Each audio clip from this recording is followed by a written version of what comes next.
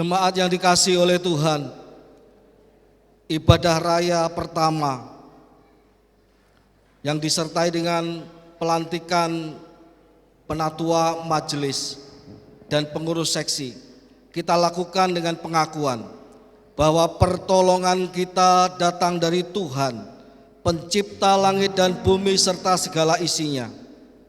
Tuhan yang tidak pernah meninggalkan perbuatan tangannya. Turunlah atas kita sekalian kasih karunia dan damai sejahtera dari Allah Bapa, Anak dan Roh Kudus di dalam ibadah pada pagi hari ini. Segala puji, hormat dan syukur kami naikkan kepada Allah yang hidup, Allah yang perkasa, Allah yang baik, sungguh baik dan teramat baik dalam kehidupan kami. Terima kasih, hari ini kami memulai tahun yang baru di ibadah pertama ini. Kami mengucap syukur kepada-Mu ya Tuhan. Kami rindu beribadah dengan penuh sukacita. Kami rindu ya Tuhan memuji dan mengagungkan Engkau. Bawalah kami masuk dalam hadirat-Mu dan biarlah kuat kuasa Roh Allah mengurapi kami semua hamba-hamba-Mu dan kami semua seluruh jemaat-Mu dalam ibadah pada pagi hari ini. Berkatilah ibadah ini dari awal sampai pada akhirnya. Kami mengucap syukur di dalam nama Tuhan Yesus kami berdoa. Amin. Selamat beribadah, Tuhan Yesus memberkati kita semuanya.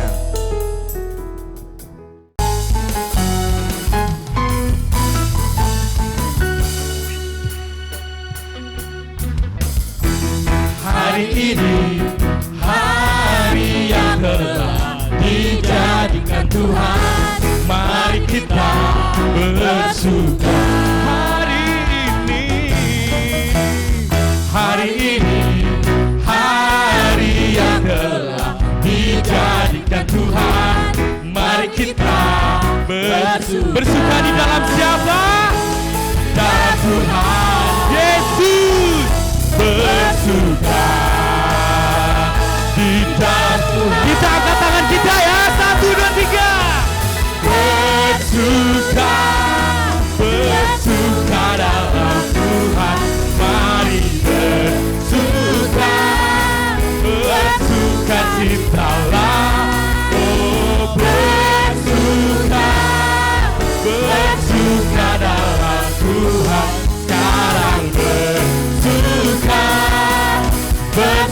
Kita katakan hanya jemaat saja ya. Siap. Bersuka dalam Tuhan, mari bersuka.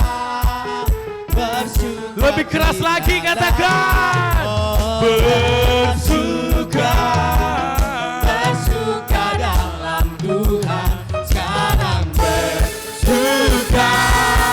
Bersuka citalah. Roh Kudus tercurah di tempat ini. Urapannya yang ajaib memulihkan umatnya. Roh Kudus tercurah bagi gerejanya, membangkitkan umat pilihannya. Hari inilah harinya Tuhan, saat pembebasan tiba. Belenggu dosa telah dipatahkan.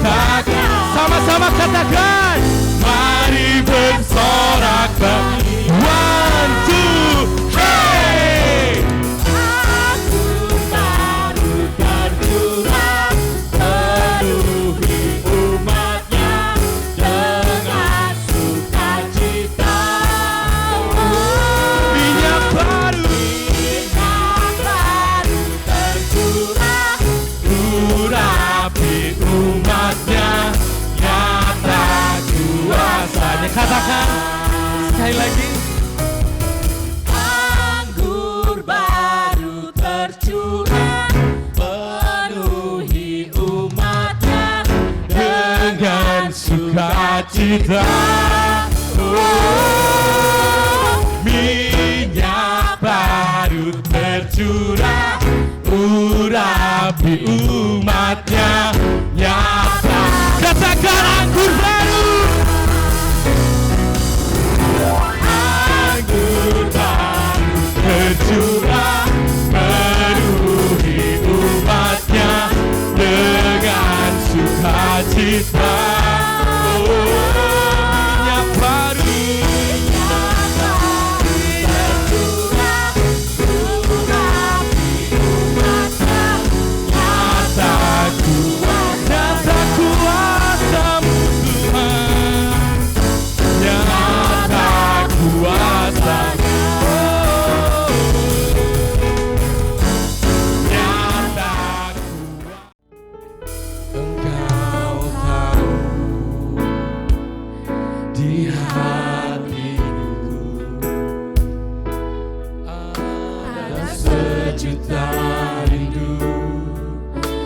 selalu bersamamu Yesusku. Izinkan kami Tuhan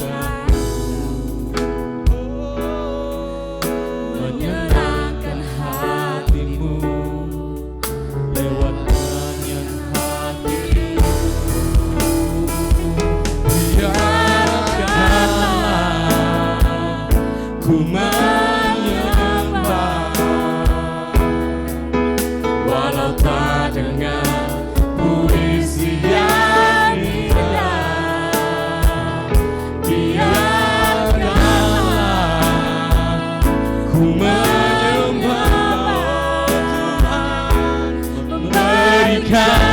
hati diriku berserah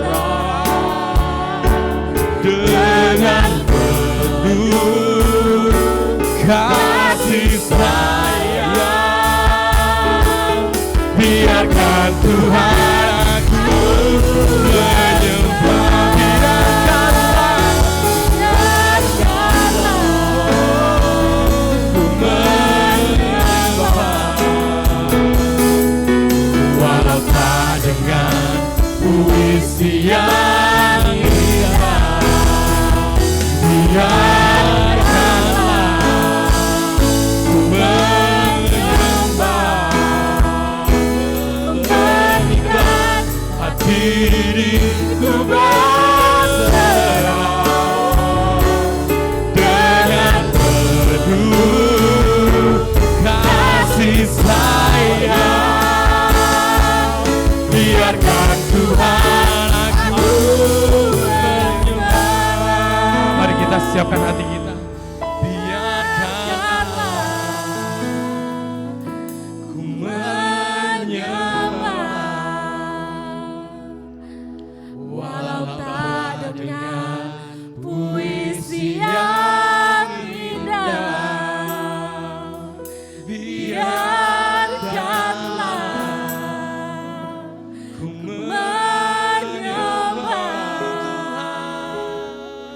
memberikan hati diriku berserah dengan penuh kasih sayang. Biarkan Tuhan aku.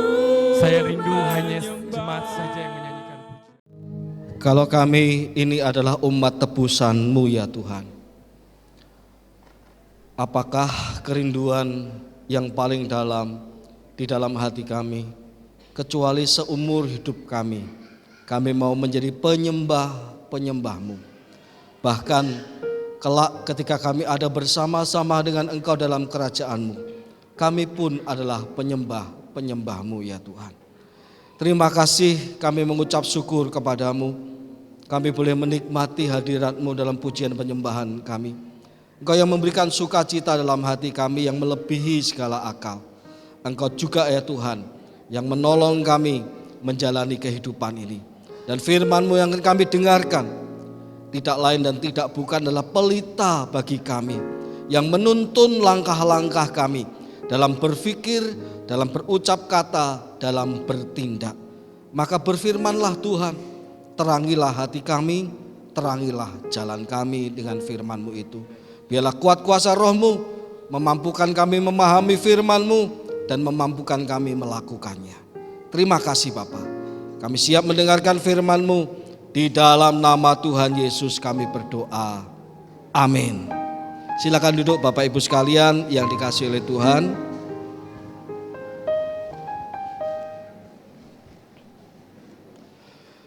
Nama Tuhan. Bapak Ibu yang dikasihi oleh Tuhan, selamat tahun baru 2024, tahun Masehi. Meskipun sebentar lagi kita juga akan merayakan tahun baru Imlek, gitu ya. Kita ini ucapan selamat tahun baru Masehi dulu. Ya, Bapak Ibu jemaat yang dikasihi oleh Tuhan, di tahun 2024 ini tema gereja kita adalah bersama lebih kuat. Bersama lebih kuat. Dan pada hari ini kita akan merenungkan firman Tuhan dengan tema yang sama, bersama lebih kuat. Saya mengajak Bapak Ibu membuka Alkitab dalam kitab Pengkhotbah pasal yang keempat, ayat yang ke-7 sampai ayat yang ke-12. Firman Tuhan pada hari ini tidak akan lama karena kita akan ada pelantikan majelis penatua dan pengurus seksi. Baik, saya ajak Bapak Ibu Pengkhotbah 4 ayat 7 sampai yang ke-12. Aku melihat lagi kesia-siaan di bawah matahari. Ada seorang hidup sendiri, tidak mempunyai anak laki-laki atau saudara laki-laki. Tiada hentinya ia berjerih payah dan matanya pun tidak puas dengan kekayaan. Katanya, untuk siapa aku berjerih payah dan menolak kesenangan? Ini pun kesia-siaan dan kesibukan yang menyusahkan. Berdua lebih baik daripada seorang diri, karena mereka menerima upah yang baik dalam jerih payah mereka. Karena kalau mereka jatuh, yang seorang mengangkat temannya, tetapi sungguh kasihan orang yang jatuh dan tidak mempunyai seseorang untuk mengangkatnya. Juga kalau orang tidur berdua, mereka menjadi hangat. Tetapi bagaimana seorang diri saja dapat menjadi hangat? Jika satu orang dapat dikalahkan, dua orang akan dapat bertahan. Pilihan 3 untas tali tak mudah diputuskan.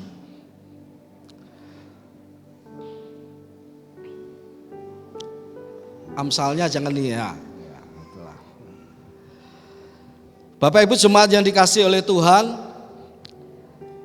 pengkhotbah melihat hidup ini adalah hidup di bawah matahari yang disebutnya sebagai kesia-siaan. Karena ia mendapati ada orang yang berjerih lelah, yang tidak puas dengan kekayaannya, tetapi di sisi lain pengkhotbah melihat jerih lelahnya itu untuk siapa? Karena ia tak punya istri, ia tak punya anak laki-laki, ia tidak punya anak laki-laki atau saudara laki-laki. Lalu jerih payahnya yang tak pernah puas, meskipun ia adalah orang yang sukses itu, untuk siapa?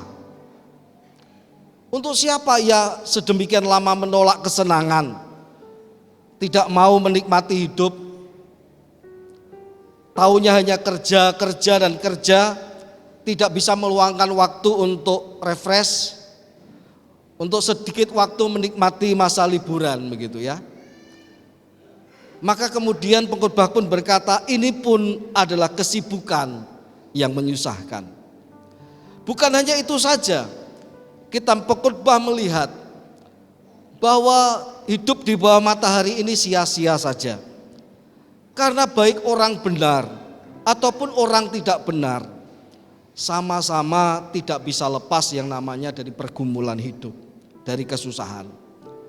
Orang benar bisa juga sakit, Demikian juga orang yang tidak benar. Umat Tuhan bisa saja menderita, demikian juga orang yang tidak percaya kepada Tuhan hidupnya juga menderita. Dan semuanya nasibnya akan sama, yaitu sama-sama akan mati. Meskipun kitab Pengkhotbah tidak melanjutkan bahwa pengharapan di dalam kehidupan orang percaya setelah kematian adalah kehidupan yang kekal. Tetapi yang dia lihat adalah di bawah matahari ini saja. Nasib semua orang sama.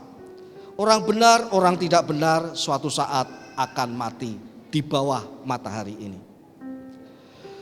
Tetapi di tengah-tengah pandangannya yang demikian itu, penulis kitab Pengkhotbah ini melihat bahwa berdua itu lebih baik daripada seorang diri. Daripada engkau bekerja mati-matian seorang diri, untuk siapa itu pekerjaanmu? Lalu ia beralih, karena lebih baik berdua daripada seorang diri.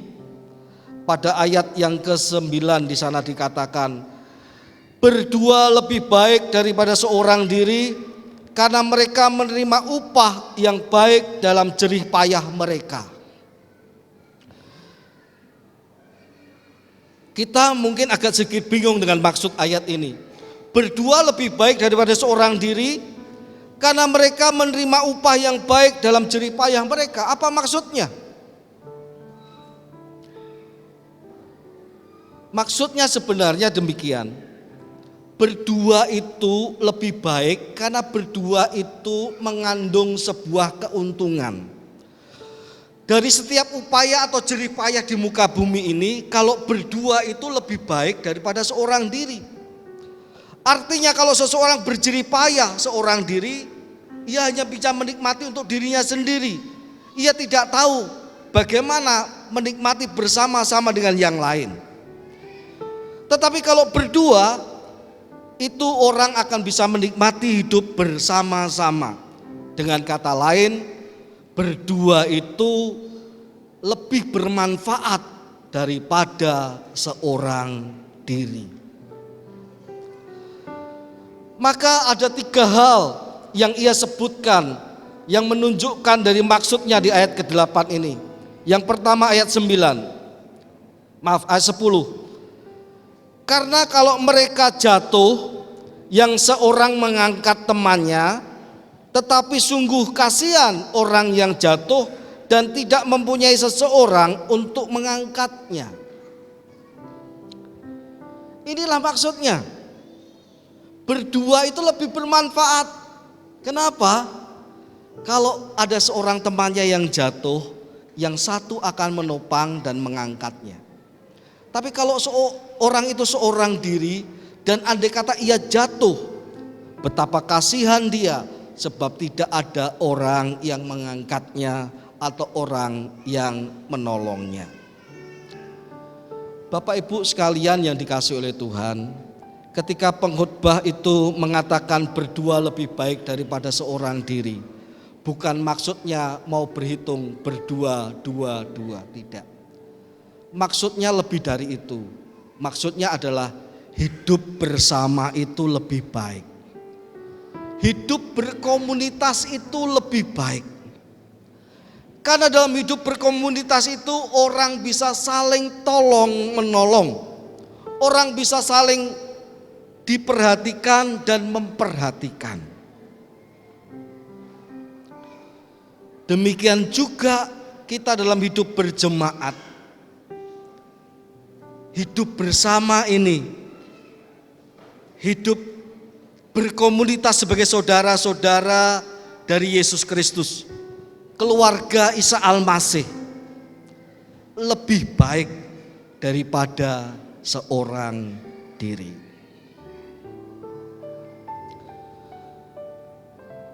Ketika saya memulai pelayanan dan jauh dari keluarga, keluarga saya banyak di Jawa Timur, Bapak Ibu. Meskipun saya lahir di Jawa Tengah, tetapi keluarga dari mama saya itu banyak di Jawa Timur. Ada di daerah Tuban, ada di Surabaya, di Sidoarjo, banyak di sana. Suatu saat saya melayani dan pertama kali pelayanan saya itu saya ditempatkan di sebuah jemaat di Semarang bagian barat. Kira-kira jaraknya 60 km dari kota Semarang.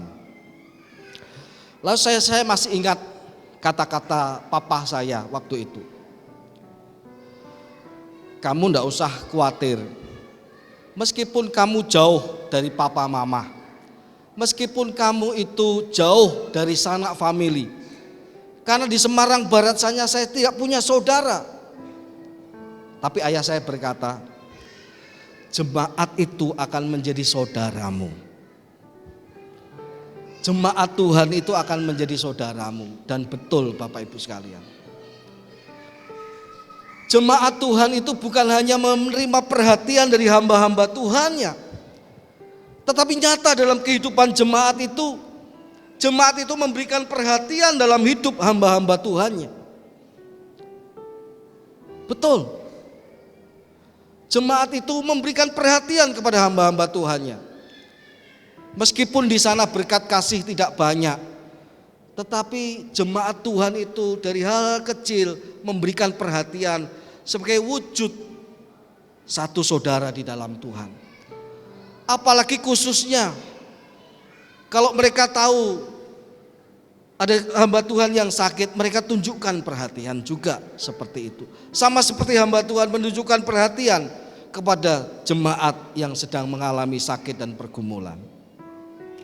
Saya pikir kata-kata papa saya itu bisa diperluas, bahwa jemaat Tuhan itu adalah jemaat saudara-saudara Yesus Kristus yang saling memperhatikan satu sama lain. Kalau ada yang jatuh, yang lain datang menopang dan mengangkatnya. Kalau ada yang sakit, yang lain datang dan memberikan perhatian. Kalau ada yang sedang dalam pergumulan, yang lain datang untuk memberikan dukungan, mendoakan dan membantu apa yang bisa dibantu. Itulah kehidupan jemaat yang oleh Tuhan Yesus Kristus didoakan, Bapa jadikan mereka ini satu. Satu itu artinya apa? Di dalam satu kesatuan ada rasa kebersamaan, ada rasa persaudaraan, ada rasa saling memperhatikan bahwa dia yang sedang sakit itu adalah saudaraku. Dia yang sedang terpuruk itu adalah saudaraku. Dia yang sedang bergumul itu adalah saudaraku. Turut serta di dalam pergumulan jemaat. Kalau ada satu yang senang, yang lain ikut senang. Kalau yang satu susah, yang lain ikut susah. Suatu saat seorang pendeta bercerita kepada saya. Saya kenal pendeta ini dan ia bercerita tentang ketua majelisnya. Dan kebetulan saya kenal dengan ketua majelisnya karena ketua majelis di gereja Protestan itu belum tentu gembala. Ketua majelis itu dari majelis itu sendiri gitu ya, yang dipilih untuk menjadi ketua majelis di gereja Protestan. Saya kenal dengan pendeta ini, saya kenal dengan ketua majelisnya, bahkan saya kenal dengan anak ketua majelisnya. Suatu saat anak ketua majelisnya ini mengalami masalah dalam sebuah acara malam ya, karena anaknya ini suka dugem ya, anak ketua majelis ini suka dugem Bapak Ibu.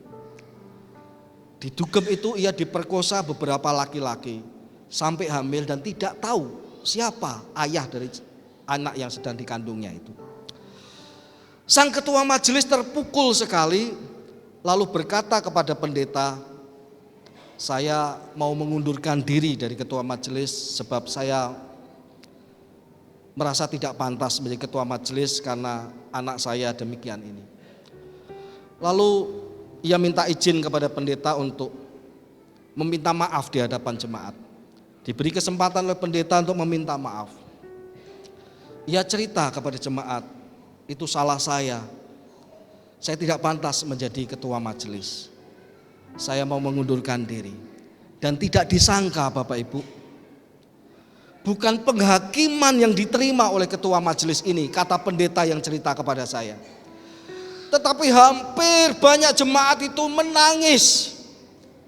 Ketua majelis ini menangis di atas di mimbar ini. Ketika ia bercerita dan bermaksud menyatakan ia mau mengundurkan diri. Tetapi disambut dengan tangisan jemaat. Dan jemaat sama-sama berkata, Pak, jangan mundur. Kami tahu Bapak itu orang baik. Kami tahu Bapak itu tulus melayani Tuhan. Kesalahan anak Bapak, kesalahan Bapak juga, kesalahan kami semuanya. Karena keluarga ini sama-sama beribadah di tempat itu dan tidak ada penghakiman. Tidak ada saling tunjuk, tidak ada saling untuk menjatuhkan.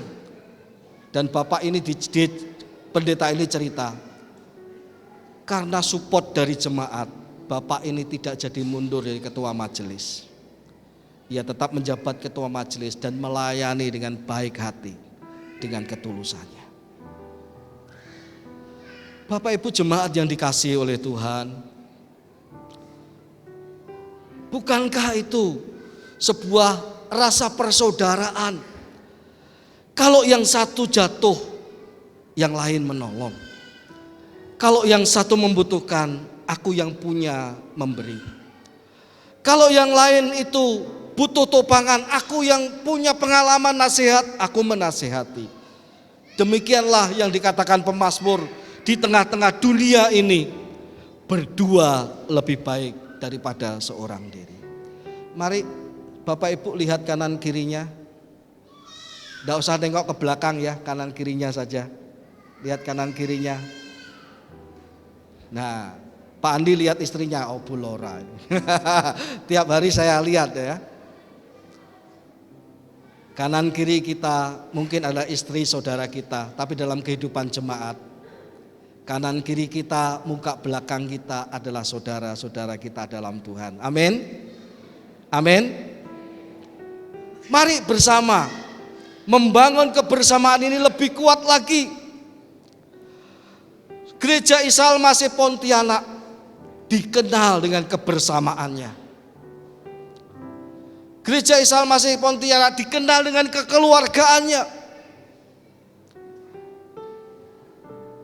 Dan itu yang tanpa ragu saya katakan, kalau orang bertanya ketika saya, apa yang kelebihan Gereja Al-Masih Pontianak? Gereja Isa Al-Masih Pontianak itu kekeluargaannya, kebersamaannya itu kuat. Dan apa yang saya katakan ini dikuatkan oleh beberapa jemaat Tuhan yang mengatakan jemaat itu kalau digerakkan luar biasa Pak. Gotong royongnya. Kita bisa melihat panitia Natal baik tahun lalu maupun tahun ini. Saya bisa melihat bagaimana gotong royongnya, meskipun ada 2-3 hal itu biasa ya. Ada hal-hal yang tidak kesepahaman itu biasa. Tetapi bisa diterima dengan baik dan tidak merusak kebersamaan. Orang-orang bergotong royong. Demikian rupa ada yang minjamin kursi ketika kurang kursi. Mau nyewa kok. Dananya juga mepet. Ada jemaat-jemaat yang minjamin kursi. Ada orang-orang yang punya keahlian khusus memberikan diri untuk dekorasi tanpa lelah. Terus datang dan datang. Tiap minggu seminggu 2 kali. Panitia perlengkapan demikian juga. Acara demikian juga. Ada orang-orang yang menyumbangkan door prize dan lain sebagainya. Bapak Ibu sekalian, inilah kekeluargaan kita. Jangan sampai luntur. Jangan sampai luntur. Mari kita bangun kebersamaan ini lebih kuat lagi, karena itulah yang Tuhan kehendaki. Satu orang jemaat menguatkan saya. Gereja Isa Al-Masih Pontianak ini terkenal, seorang tokoh di gereja ini terkenal dengan kekeluargaannya, Pak Denny. Itu harus diperkuat, jangan sampai luntur. Puji Tuhan, puji Tuhan. Kita sudah punya modal untuk ini. Mari, satu hal yang harus kita perhatikan adalah dalam kebersamaan itu yang dibutuhkan adalah menjadi seorang sahabat bagi yang lain, bukan menjadi toksit bagi yang lain. Amsal 17 ayat 17. Seorang sahabat menaruh kasih setiap waktu dan menjadi saudara dalam kesukaran. Bisa ditampilkan? Ini ayat yang mudah kita ingat ya. Amsal 17 ayat 17. Ayo kita baca bersama-sama.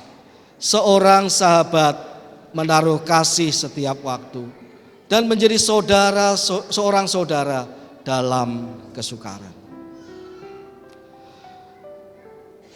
Mengapa kita perlu menjadi sahabat satu sama lain? Karena Yohanes 15 ayat 13 berkata, tidak ada kasih yang lebih besar daripada kasih seorang yang menyerahkan nyawanya bagi sahabat-sahabatnya. Karena Yesus Kristus itu sudah menjadi sahabat kita dan Ia menyerahkan nyawanya untuk kita. Masakan kita tidak bisa menjadi sahabat bagi sesama jemaat Tuhan di tempat ini?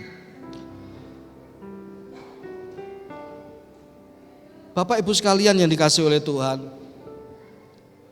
marilah menjadi sahabat satu sama lain. Sebab dengan demikian kita memperkuat kebersamaan kita. Jadilah orang yang saling tolong menolong satu sama lain. Sebab dengan demikian kita pun memperkuat persekutuan kita. Jadilah orang yang memberikan perhatian satu sama lain.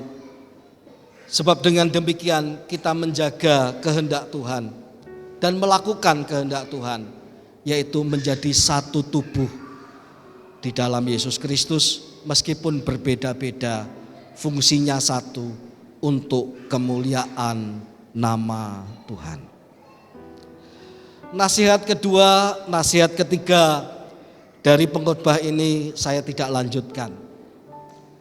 Bapak Ibu yang mau mendengarkannya silakan datang ibadah kedua sore nanti. Ya, cukup satu saja pada pagi hari ini. Ya, cukup satu saja pagi hari ini. Mari kita perkuat persaudaraan kita sebagai saudara-saudara di dalam Tuhan. Amin, brother and sister. Amin. Amin, bro. Amin, sis.